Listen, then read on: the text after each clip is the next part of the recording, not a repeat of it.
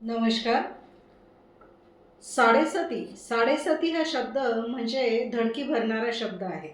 सामान्यपणे आपण बघतो की बरेचदा लोक जे विश्वासही ठेवत नाही या शास्त्रावर ते सुद्धा म्हणतात, काय माझ्या मागे साडेसाती लागली.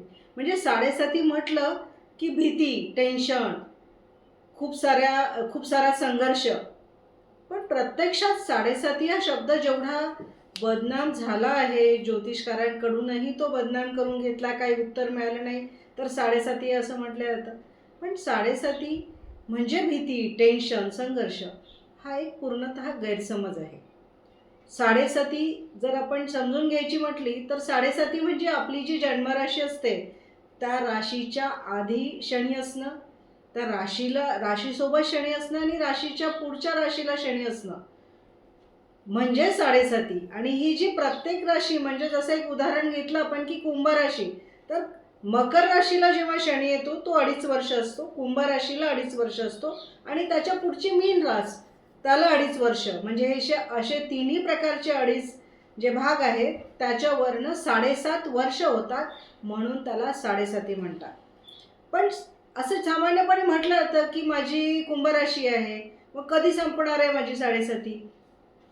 तर साडेसाती संपणार आहे किंवा ती कशी जाणार आहे हे समजून घेण्यासाठी आपल्या कुंडलीमधनं शनी कसा आहे, कुठून जातो आहे, मूळ पत्रिकेत तो डिस्टर्ब आहे का आणि गोचरिणी जात असतानाही त्याच्यामध्ये काही नकारात्मक बदल येत आहेत का, म्हणजे तो शत्रुग्रहाच्या दृष्टीत आहे का, शत्रुग्रहाच्या युतीत आलाय का, तेवढाच कालावधीमध्ये आपल्याला साडेसातीमध्ये त्रास होईल.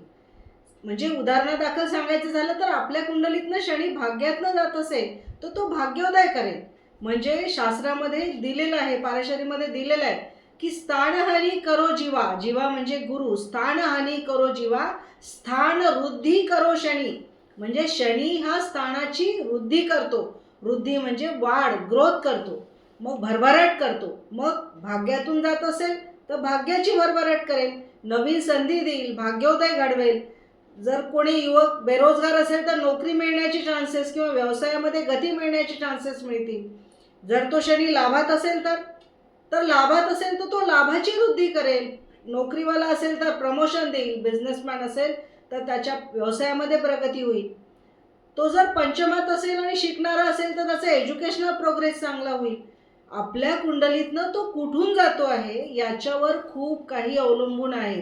कुठून जात असताना तो कोणत्या ग्रहाच्या दृष्टीत आहे का, तो अस्त आहे का, त्याच्यानंतर कुठल्या ग्रहाच्या युतीत येतोय का, असे खूप सारे मुद्दे आहेत की तो भाग्योदय करेल की आपल्यासाठी संघर्षमय राहील, हे आपल्याला आपल्या कुंडलीतल्या शनीच्या स्थितीवरनं आणि इतर ग्रहांच्या स्थितीवरनंच कळेल आहे. म्हणून साडेसाती सरसकट अशुभ जाते किंवा साडेसाती म्हणजे संकट, हा गैरसमज घालवणं अतिशय गरजेचं आहे. अशाच प्रकारचे गैरसमज घालवणारे आणि ज्योतिषातले काही ज्ञान देणारे व्हिडिओ हे सतत येत राहतील.